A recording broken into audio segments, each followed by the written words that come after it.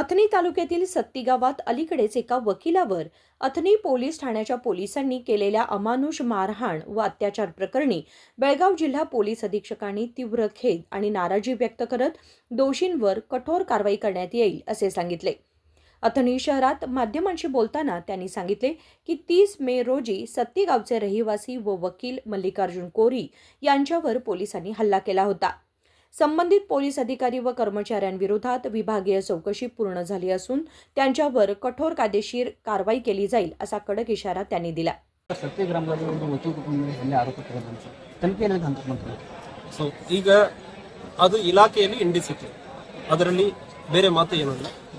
So ಯಾವುದೇ ಒಂದು ಇನ್ನೊಂದು ಪೊಲೀಸರು ಯಾವುದೋ ಒಂದು ಸೂಚನೆ ಕೊಡಬೇಕಂದ್ರೆ ಯಾರು ಬೇಕಾದ್ರೆ ನಾನೇ ಇದ್ದೀನಂದ್ರೆ ಕೂಡ ನಾನೇ ಮಫ್ಟಿಯಲ್ಲಿ ಇಲ್ಲ ಬೇರೆ ಕಡೆ ಜಿಲ್ಲೆ ಬಿಟ್ಟು ಬೇರೆ ಕಡೆ ಇರೋ ಸಂದರ್ಭದಲ್ಲಿ ನಾನೇ ಇದ್ದೀನಂದ್ರೆ ನಾನು SP ಇದ್ದೀನಂದ್ರೆ ಹೇಳೋದು ಸರಿ ಇರೋದು. ಒಂದು ಪೊಲೀಸ್ ಬಂದು ಯಾವುದೇ ಒಂದು ಗಲಾಟೆ ಇರೋ ಸಂದರ್ಭದಲ್ಲಿ ಇನ್ಸ್ಟ್ರಕ್ಷನ್ ಕೊಡುವಾಗ ಅಲ್ಲಿ ಗುಂಪು ಇರುವಾಗ ಎಲ್ಲರೂ ಹೋಗಿ ಅಂದ್ರೆ ಇರುವಾಗ ಹೋಗಬೇಕಾಗುತ್ತೆ. ಬಟ್ ಅದೇ ರೀತಿಯಲ್ಲಿ ಪೊಲೀಸರು ಕೂಡ ಮಿನಿಮಮ್ ಡಿಸಿಪ್ಲಿನ್ ಇರಲೇಬೇಕಾಗುತ್ತದೆ. ಯಾವ ರೀತಿಯಲ್ಲಿ ಹೇಳಬೇಕ, ಯಾವ ರೀತಿಯಲ್ಲಿ ಒಂದು ಎಷ್ಟು ಫೋರ್ಸ್ ಉಪಯೋಗ ಮಾಡಬೇಕಂದ್ರೆ ಒಂದು ಅವ್ರಿಗೂ ಕೂಡ ಇರ್ತದೆ. ಅದು ಕಾಮನ್ ಸೆನ್ಸ್, ಅದರಲ್ಲಿ ಹೇಳೋದಕ್ಕೇನು ಜಾಸ್ತಿ ಇಲ್ಲ. ಇಂತಾಗ ಯಾರೋ ಒಬ್ಬರ ಮೇಲ್ಗಡೆ ಸಾರ್ವಜನಿಕರು ಹಲ್ಲೆ ಮಾಡೋದು ಅದು ನಾವು ಒಪ್ಪಂಗಿಲ್ಲ. ಈಗ ಅವ್ರ ಮೇಲ್ಗಡೆ ಕ್ರಮ ಕೈಗೊಂಡಿದ್ದೀವಿ, ರಿಪೋರ್ಟ್ ಬಂತು, ಅವರು ತಪ್ಪು ಮಾಡಿರೋದು ಅದು ಎಕ್ಸೆಸಿವ್ ಯೂಸ್ ಆಫ್ ಫೋರ್ಸ್ ಅಂತಾಗ ಮಾಡಬಾರ್ದಾಯ್ತು. ಅದು ಯಾರೇ ಇರಲಿ, ಸಾರ್ವಜನಿಕರಿರಲಿ, ಲಾಯರ್ ಇರಲಿ, ನೀವು ಯಾವುದೇ ಇಲ್ಲದ ಕೂಲಿ ಕೆಲಸ ಮಾಡುವವರು ಕೂಡ ಇರಲಿ, ಪೊಲೀಸರು ಅಂತಾಗ ನಡ್ಕೊಳ್ಳೋದಕ್ಕೆ ಅವಕಾಶ ಇಲ್ಲ. ಈಗ ಅವ್ರ ಮೇಲ್ಗಡೆ ಕ್ರಮ ಕೈಗೊಳ್ತಾ ಇದ್ದೀವಿ. ಈ ಕ್ರಮ ಕೈಗೊಳ್ಳುವುದು ಅವರ ಕರಿಯರ್ ಮುಗಿಯೋದು ಬರ ಅದು ಈ ಕ್ರಮ ಬ್ಲಾಕ್ ಮಾರ್ಕ್ ಇದ್ದೇ ಸರಿ. ನಮಗೆ ಏನು ಮಾಹಿತಿ ಬಂತಂದ್ರೆ ರೈತರು ಧೂಳು ಎತ್ತುವುದು ಇಂಥದ್ದು ತೊಗೊಂಡು ಹೋಗಿದ್ದಾರೆ ಅಂದ್ರೆ ಮಾಹಿತಿ ಬಂತು. ರೈತರು ತೊಗೊಂಡು ಹೋಗೋ ಸಂದರ್ಭದಲ್ಲಿ ಪ್ರಾಬಬ್ಲಿ ಇದರಲ್ಲಿ ನೀರಾವರಿ ಇಲಾಖೆ ಕೂಡ ಪರ್ಮಿಷನ್ ತೊಗೊಂಡು ಹೋಗಿದ್ದಾರೆ ಅಂದ್ರೆ ಅನ್ಕೊಂಡಿದ್ದೀವಿ. ಬಟ್ DC ಅವ್ರ ಕಡೆ ಮಾತಾಡ್ತೀವಿ. ಸೊ ಪರ್ಮಿಷನ್ ಇಲ್ಲದೆ ಯಾವುದು ತೊಗೊಂಡು ಹೋಗ್ತಾರೆ ಅಂದ್ರೆ ಅದಕ್ಕೆ ಅವಕಾಶ ಇದೆ. ಸರ್, ಪೊಲೀಸ್ ಸ್ಟೇಷನ್ ಮುಂದೆ ಮಣ್ಣು ತುಂಬಲು ಆಗಿದೆ. ಸಾಕಷ್ಟು ರೀತಿಯಲ್ಲಿ ಸಾರ್ವಜನಿಕರಿಗೆ ಚರ್ಚೆಗೆ ಕಾರಣ ಆಗ್ತದೆ.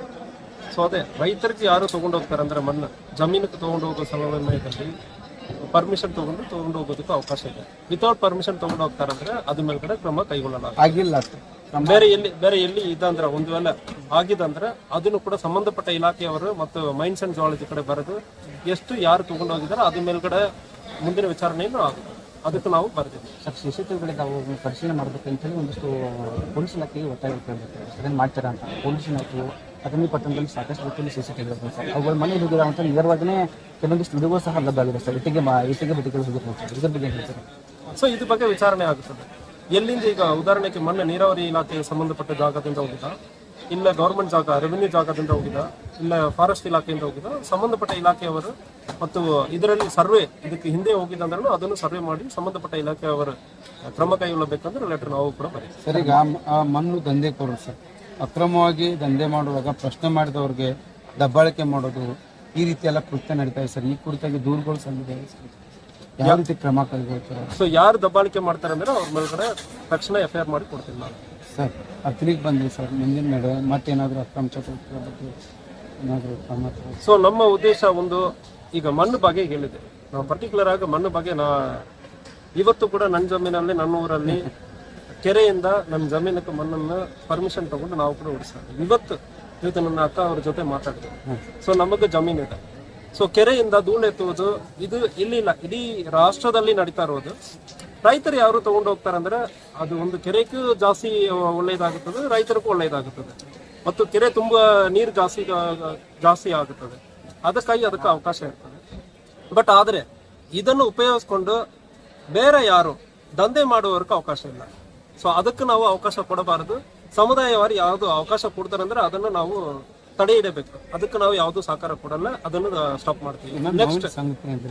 ನೆಕ್ಸ್ಟ್ ಹೇಳಿ ಸರ್. ಸೊ ಈಗ ನಾವು ಬಂದಾದ್ಮೇಲೆ ನೋಡಿ ಇರ್ತೀರಿ, ನಮಗೆ ಜನರಿಗೆ ಸಮಸ್ಯೆ ಆಗ್ತಾ ಇರೋದು, ಕ್ರೈಮ್ ಅಲ್ಲಿ ಸಮಸ್ಯೆ ಆಗ್ತಾ ಇರೋದು ಪರ್ಟಿಕ್ಯುಲರ್ಲಿ ಅಕ್ರಮ ಸಾರಾಯ. ಒಂದು ಅಕ್ರಮ ಸಾರಾಯ ಆಗುತ್ತಂದ್ರೆ ಅದು ಒಂದು ಅಕ್ರಮ ಸಾರಾಯ ಪರ್ಟಿಕ್ಯುಲರ್ಲಿ ಹೇಳ್ಬೇಕಂದ್ರೆ ಲೂಸ್ ಲಿಕ್ಕರ್ ಅಂದ್ರೆ ಹೇಳ್ತೀವಿ. ಹಳ್ಳಿಯಲ್ಲಿ ಹೋಗಿ ಮಾರಾಟ ಮಾಡುವ ಸಂದರ್ಭದಲ್ಲಿ ಏನಾಗುತ್ತದೆ, ಯಾವುದೋ ಅವೈಲಬಿಲಿಟಿ, ಅಕ್ಸೆಸಿಬಿಲಿಟಿ ಅಂಡ್ ಅಫೋರ್ಡಬಿಲಿಟಿ ಅಂದ್ರೆ ಹೇಳ್ತೀವಿ. ಸರಿಯಾಗಿ ನಾವು ಹೇಳಬೇಕಂದ್ರೆ ಒಬ್ಬನು ಕುಡಿಯುವವನಕ್ಕೆ ಪಕ್ಕದಲ್ಲಿಯೇ ಇರ್ತದೆ ಮತ್ತು ತಕ್ಷಣ ಸಿಗ್ತದೆ.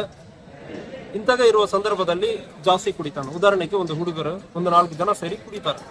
ಅಲ್ಲಿ ಪಕ್ಕದಲ್ಲಿಯೇ ರಾತ್ರಿ 10 ಗಂಟೆಗೆ, 11 ಗಂಟೆಗೆ, 12 ಗಂಟೆಗೆ ಸಿಗುತ್ತಂದ್ರೆ ಅವ್ನು ಯಾವ್ದೋ ಫ್ರೆಂಡ್ಸ್ ಒಂದು 4 ಜನ ಸೇರಿ ಮತ್ತೆ ಕುಡಿತಾರ. ಮತ್ತು ಕುಡಿಯುವಾಗ ಒಂದು ಜಾಸ್ತಿ ಆಗೋ ಸಂದರ್ಭದಲ್ಲಿ ಗಲಾಟೆ ಆಗುತ್ತದೆ, ಮರ್ಡರ್ಸ್ ಆಗುತ್ತದೆ. ಇದನ್ನು ತಡೆಗಟ್ಟುವುದಕ್ಕೆ ನಾವು ಲೂಸ್ ಲಿಕ್ಕರ್ ಅನ್ನು ಸಂಪೂರ್ಣವಾಗಿ ತಡೆಗಟ್ಟುವ ಪ್ರಯತ್ನದಲ್ಲಿ ಆಲ್ಮೋಸ್ಟ್ ನಾವು ಮಾಡಿದ್ದೀವಿ. ಇನ್ನು ಮಾಹಿತಿ ಸಾರ್ವಜನಿಕರು ಕೊಡ್ತಾ ಇದ್ದಾರೆ. ಇದೇ ರೀತಿಯಲ್ಲಿ ಕಳ್ಳು ಬಟ್ಟೆಯಲ್ಲಿ ಮಾರಾಟ ಮಾಡುವುದು ಇತ್ತೀಚೆಗೆ ಕುಡಿಸಿಯಲ್ಲಿ ಮಾಡಿದ್ವಿ, ಎಮ್ಕಂಡ್ವಾರಡಿಯಲ್ಲಿ ಮಾಡಿದ್ವಿ. ಒಂದು ಎಕ್ಸೈಸ್, ಇದು ನಮಗೆ ಭಾರಿ ತೊಂದರೆ ಆಗೋ ವಿಚಾರ. 2 ಮಡ್ಕ ಮತ್ತು ಗ್ಯಾಂಬ್ಲಿಂಗ್, ಅದು ವಿರುದ್ಧ ಕೂಡ ಸಾರ್ವಜನಿಕರು ಬಹಳಷ್ಟು ಮಾಹಿತಿಯನ್ನು ಕೊಡ್ತಾ ಇದ್ದೀರಿ. KSP ಅಪ್ಲಿಕೇಶನ್ ಅಲ್ಲಿ ಪ್ರತಿಯೊಬ್ಬರು ಕೊಡೋದಕ್ಕೆ ಅವಕಾಶ ಇರ್ತದೆ. ಈಗ ಅದರಲ್ಲಿ ಕೊಡೋದ್ರಿಂದ ಏನಾಗುತ್ತದೆ, ಪೊಲೀಸರಿಗೂ ಗೊತ್ತಿದಲ್ಲ, ನೀವು ಮಾಡಕ್ ಆಗ್ತಾ ಇಲ್ಲ ಅಂದ್ರೆ ನೀವು ಹೇಳೋದು ಸರಿ. ಸರ್ ಎಕ್ಸೈಸ್ ಸಂಬಂಧ KSP ಆಪ್ ಅಲ್ಲಿ ನೀವು ಮಾಹಿತಿಯನ್ನು ನೀಡುವಾಗ ಮಾಹಿತಿ ನನಗೆ ಬರ್ತದೆ. ನನಗೆ ಮಾತ್ರ ಅಲ್ಲ, ಸೀನಿಯರ್ ಆಫೀಸರ್ಸ್ಗೂ ಹೋಗ್ತದೆ, ನನಗಿಂತ ಮೇಲೆ ಇರೋವರೆಗೂ ಹೋಗ್ತದೆ. ಈ ಮಾಹಿತಿ ಜಿಲ್ಲೆಯಲ್ಲಿ ಏನು ನಡೀತಾ ಇದೆ ಅಂದ್ರೆ ಒಂದು ಇಮೇಜ್ ಎಲ್ಲರಿಗೂ ಸಿಗ್ತದೆ. ನನಗೆ ಮಾತ್ರ ಅಲ್ಲ, ಮೇಲೆ ಇರುವವರು ಬರೇ ಕಂಪ್ಲೀಟ್ ಆಗಿ ನಮ್ಮ ಜಿಲ್ಲೆಯಲ್ಲಿ, ಬೆಳಗಾವಿ ಜಿಲ್ಲೆಯಲ್ಲಿ ನೀವು ಮಾಹಿತಿ ಕೊಡುವ ಸಂದರ್ಭದಲ್ಲಿ, ಫೋಟೋ ವಿಡಿಯೋ ಹಾಕುವ ಸಂದರ್ಭದಲ್ಲಿ ಎಲ್ಲರಿಗೂ ಗೊತ್ತಿರುತ್ತದೆ. ನಾಳೆ ಬಂದ್ಬಿಟ್ಟು SP ಆಗಿ ನಾನು ಕೂಡ ಇದೆಲ್ಲ ನನಗೆ ಗೊತ್ತಿರಲ್ಲ ಅಂದ್ರೆ ಹೇಳೋದಕ್ಕೆ ಅವಕಾಶನೇ ಇಲ್ಲ. ಸೊ ಈಗ ಟ್ರಾನ್ಸ್ಪರೆಂಟ್ ಆಗಿ ನಡೆಸ್ತಾ ಇದ್ದೀವಿ. ಸೊ ಅಂತ ನಮಗೆ ಮಾಹಿತಿ ಬರುವಾಗ ಸಂಬಂಧಪಟ್ಟ ಬೀಟ್ ಕಾನ್ಸ್ಟೇಬಲ್ ಇರಲಿ, ಸಬ್ ಇನ್ಸ್ಪೆಕ್ಟರ್ ಇರಲಿ, ಇನ್ಸ್ಪೆಕ್ಟರ್ ಇರಲಿ, ಇಂತಹ ಮಾಹಿತಿ ಬಂದಾದ್ಮೇಲೆ ಯಾಕೆ ಕ್ರಮ ಕೈಗೊಳ್ಳಕ್ಕಾಗಲ್ಲ ಅಂದ್ರೆ ನಾವು ಅವರ ಕಡೆ ಉತ್ತರ ಹೇಳ್ತೀವಿ. ನಾಳೆ ಹೆಚ್ಚು ಕಡಿಮೆ ಆಗೋ ಸಂದರ್ಭದಲ್ಲಿ ಅವರ ಮೇಲೆ ಕಾನೂನು ರೀತಿಯಲ್ಲಿ ಇಲಾಖೆ ವಿಚಾರಣೆಯಲ್ಲಿ ಕ್ರಮ ಕೈಗೊಳ್ಳೋದು, ಅದಕ್ಕೆ ಅವರು ಜವಾಬ್ದಾರಿ ಆಗ್ತಾರೆ. ಅವರು ಮಾತ್ರ ಅಲ್ಲ, ನಾನು ಕೂಡ ಜವಾಬ್ದಾರಿ ಆಗ್ತೇನೆ. ಸೊ ಇಂತಹ ನೀವು ಮಾಹಿತಿ ಕಳಿಸೋ ಸಂದರ್ಭದಲ್ಲಿ ಜವಾಬ್ದಾರಿ ನಮಗೂ ಜಾಸ್ತಿ ಬರ್ತದೆ. ನಾಳೆ ಹೆಚ್ಚು ಕಡಿಮೆ ಆಗುತ್ತೆ ಅಂದ್ರೆ ನನ್ನ ಮೇಲೂ ಇದು ಕ್ರಮ ಕೈಗೊಳ್ಳುವುದಕ್ಕೆ ಅವಕಾಶ ಇರುತ್ತದೆ. ಸೊ ಯಾವುದೇ ಅಧಿಕಾರಿ ಇರಲಿ, ನಾನೇ ತಪ್ಪು ಮಾಡ್ತೇನೆ ಅಂದ್ರೆ ಒಂದು ಕ್ರಮ ಕೈಗೊಳ್ಳುವುದಕ್ಕೆ ನೀವು ಕೊಡೋ ಮಾಹಿತಿಯಿಂದ ಒಂದು ಸಾಧ್ಯನೇ ಇರ್ತದೆ. ಸೊ ಅದಕ್ಕಾಗಿ ಟ್ರಾನ್ಸ್ಪರೆಂಟ್ ಆಗಿ ಇದು ನನ್ನ ವಿರುದ್ಧ ನಾನೇ ಮಾಡ್ಕೊಳ್ಳುತ್ತಾರೆ. ಬಟ್ ಆದ್ರೆ ನಾವು ಅಡ್ಮಿನಿಸ್ಟ್ರೇಷನ್, ನಾವು ಕ್ಲೀನ್ ಇದ್ದೀವಿ, ನಾನು ಕ್ಲೀನ್ ಇದ್ದೀನಿ, ನಮ್ಮ ಇಲಾಖೆಯಲ್ಲಿ ಕ್ಲೀನ್ ಮಾಡಬೇಕು. ನಮ್ಮವರು ಇಲಾಖೆಯಲ್ಲಿ ಕೆಲಸ ಮಾಡ್ತಾ ಇದ್ದಾರೆ. ನಮ್ಮ ಪೊಲೀಸ್ ಆಫೀಸರ್ಸ್, ಇನ್ಸ್ಪೆಕ್ಟರ್ ಇರಲಿ, ಬಹಳಷ್ಟು ಮಾಹಿತಿ ಬಂದಾದ್ಮೇಲೆ ತಕ್ಷಣ ಅಟೆಂಡ್ ಮಾಡಿದ್ದಾರೆ. ಸಂಪೂರ್ಣವಾಗಿ ಸಹಕಾರ ಇಲಾಖೆಯಲ್ಲಿ ಇದೆ. ನಮ್ಮ ಇಲಾಖೆ ಸಿಬ್ಬಂದಿಯನ್ನು ನಾವು ಇಂತಹ ಮಾಡಬೇಕಂದ್ರೆ ಇಲ್ಲೋ ಸಂದರ್ಭದಲ್ಲಿ ನಮ್ಮ ಇಲಾಖೆಯಲ್ಲಿ, ಪೊಲೀಸ್ ಇಲಾಖೆಗೆ ಬಹಳಷ್ಟು ಕಟ್ಟುನಿಟ್ಟಾಗಿ ಕ್ರಮವನ್ನು ಕೈಗೊಳ್ತಾರೆ. ಸರ್ ಈಗ ಅಕ್ರಮ ಕ್ರಾಸ್ ಮಾಡ್ತಾರೆ, ಅವ್ರಿಗೆ ಸರ್ ಯಾವ ರೀತಿ ಕ್ರಮ ತಗೊಳ್ತೀರಿ? ನಮ್ಮ ಉದ್ದೇಶ ನಿಮ್ಮ ಎಲ್ಲರಿಗೂ ಗೊತ್ತಿದೆ. ಅಕ್ರಮ ಹುಡುಕಿ ನಾವು ಕೂಡ ಪ್ರಯತ್ನ ಮಾಡ್ತಾ ಇದ್ದೀವಿ. ಸಾರ್ವಜನಿಕರು ನೀವು ಮಾಹಿತಿ ಕೊಡಿ, ಇದು ನನ್ನ ಜವಾಬ್ದಾರಿ. ನೀವು ಮಾಹಿತಿ ಕೊಡುವಾಗ ಅದು ಸೀದಾ ನನ್ನ ಜವಾಬ್ದಾರಿ. ಅಂದ್ರೆ ಬೆಳಗ್ಗೆ 6 ಗಂಟೆಗೆ ಎಲ್ಲಿ ಇದಂದ್ರೆ ನೀವು ಮಾಹಿತಿ ಕೊಡ್ತಾರಂದ್ರೆ, ಸೊ 10 ಬಾರಿ ಇದಂದ್ರೆ ಇಲ್ಲಿ ಯಾವುದೋ ಒಂದು ಕಡೆ ಮಾಡುವುದಕ್ಕೂ ಸಾಧ್ಯನೇ ಇರ್ತದೆ. ಇಲ್ಲಾಂದ್ರೆ ಹೇಳ್ತಾ ಇಲ್ಲ. ನೀವು ಮಾಹಿತಿ ಕೊಡ್ತೀರಂದ್ರೆ ಅದಾದ್ಮೇಲೆ ಅವ್ರು ಮಾಡ್ತಾರಂದ್ರೆ ಅದು ನನ್ನ ಜವಾಬ್ದಾರಿ. ನಾನು ನಿಮಗೆ ಮಾಹಿತಿ ಕೊಟ್ಟಿದ್ದೀನಿ, ಯಾಕೆ ಮಾಡಿಲ್ಲ ಅಂದ್ರೆ ನನ್ನನ್ನೇ ಪ್ರಶ್ನೆ ಮಾಡಬಾರ್ದು. ಸೊ ಕೆಲವೊಂದು ಕಡೆ ಅಂತಕ ಮಾಡ್ತಾರಂದ್ರೆ ಇಲಾಖೆ ಸಿಬ್ಬಂದಿಗಳ ಮೇಲ್ಗಡೆ ನಾವು ಕ್ರಮ ಕೈಗೊಂಡಿದ್ದೀವಿ. ಮುಂದಿನ ದಿವಸಗಳಲ್ಲಿ ಅಂತಾಗ ಕೈಗೊಳ್ಳುವ. ಈಗ ಮಾಜಿ ಸೈನಿಕ ಮತ್ತು ಗದಗ ಬಂದ.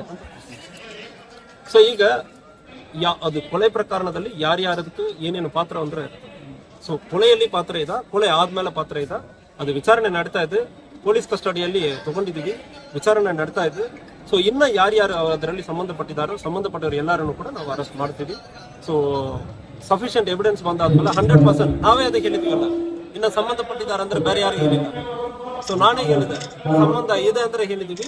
ಸೊ ನಾವು ಅರೆಸ್ಟ್ ಮಾಡುವುದಕ್ಕೆ ನಾವು ಹೇಳಿದೀವಿ.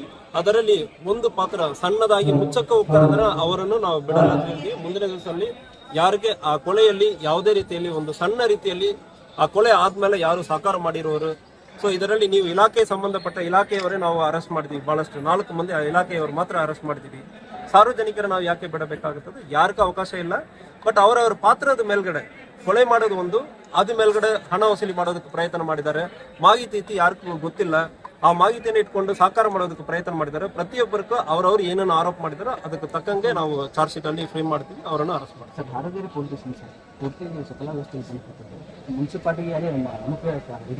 ಮುನ್ಸಿಪಾಲ್ಟಿಗೆ ಅಲ್ಲಿ ಯಾರು ಬರ್ತಾ ಇರ್ಬೇಕಲ್ಲ ಮತ್ತು ಪೊಲೀಸ್ಗೆ ಯಾರು ಬರ್ತಾ ಇರ್ಬೇಕಲ್ಲ ಸಹ ಅಲ್ಲಿ ತಾಡ್ಪತ್ರೆಗಳನ್ನ ಹಾಕೊಂಡು ಕೆಲಸ ಮಾಡುವಂಥ ಪರಿಸ್ಥಿತಿ ಬಂದಿದೆ ಸರ್. ಏನಾದರೂ ಹೊಸ ಕೆಲಸ ಸಿಗೋದ ಅಂತ ಆಯ್ತು. ಅಲ್ಲಿ CP ಆಫೀಸ್ ಮತ್ತು ಒಂದು ಜಾಗನೂ ಕೂಡ ಇದೆ, 30 ಗುಂಟೆ ಜಾಗ ಇನ್ನೊಂದು ಕಡೆ ಇದೆ. ಆಲ್ರೆಡಿ ಜಾಗ ಐಡೆಂಟಿಫೈ ಮಾಡಿ ಪ್ರಪೋಸಲ್ ಕಳಿಸಿ ಆಯ್ತು. ಸೊ ಮುಂದಿನ ದಿವಸಗಳಲ್ಲಿ ಬಿಲ್ಡಿಂಗ್ ಬರ್ತದೆ, within short time building number. ಹೆಚ್ಚುವರಿ ಪೊಲೀಸ್ ಸಿಬ್ಬಂದಿಗಳು ಕೊರತೆ ಇದೆ. ಹತ್ತಿನಿ ನೀವು ಹೇಳೋ ತರ ಹತ್ತಿನಿಯಲ್ಲಿ ನಮಗಿರೋ ಬಿಗ್ಗೆಸ್ಟ್ ಚಾಲೆಂಜ್, ಐ ಥಿಂಕ್ ನನಗೆ ಗೊತ್ತಾಗಿ ನಾನು ಇದಕ್ಕಿಂತ ಬೇರೆ ಎಲ್ಲಿಯೋ ಒಂದೇ ಸ್ಟೇಷನ್ ಅಲ್ಲಿ 1000 FIR ನಾನು ಎಲ್ಲಿ ನೋಡಿದೆ. ಅಷ್ಟೊಂದು FIRs ಆಗ್ತಾ ಇದೆ. ಏರಿಯಾನು ದೊಡ್ಡದಿದೆ.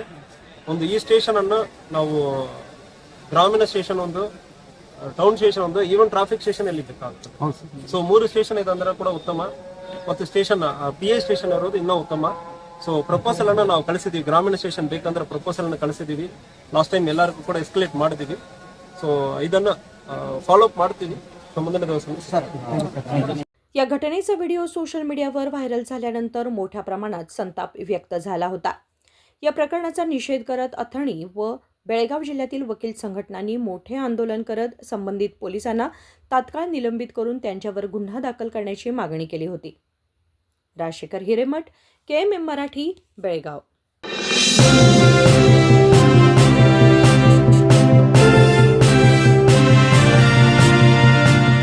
100 ವರ್ಷಗಳು 100 ದಿನಗಳು ಮೇಕಿಂಗ್ ಶುಲ್ಕದಲ್ಲಿ 100% ರಿಯಾಯಿತಿ. Bhima legacy fest 100 days offer. ಚಿನ್ನ, ಬೆಳ್ಳಿ ಮತ್ತು ವಜ್ರದ ಮೇಲಿನ ಮೇಕಿಂಗ್ ಶುಲ್ಕದಲ್ಲಿ 100% ವರೆಗೆ ರಿಯಾಯಿತಿ ಪಡೆಯಿರಿ. ಮತ್ತು ಪ್ರತಿ 1 ಲಕ್ಷ ರೂಪಾಯಿ ಮೌಲ್ಯದ ವಜ್ರದ ಮೇಲೆ 24 ಕ್ಯಾರೆಟ್ ಚಿನ್ನದ ಬಾರ್ ಉಚಿತವಾಗಿ ಪಡೆಯಿರಿ. ಎಲ್ಲಾ ಭೀಮಾ ಮಳಿಗೆಗಳಲ್ಲಿ ಲಭ್ಯ. ಷರತ್ತುಗಳು ಅನ್ವಯ.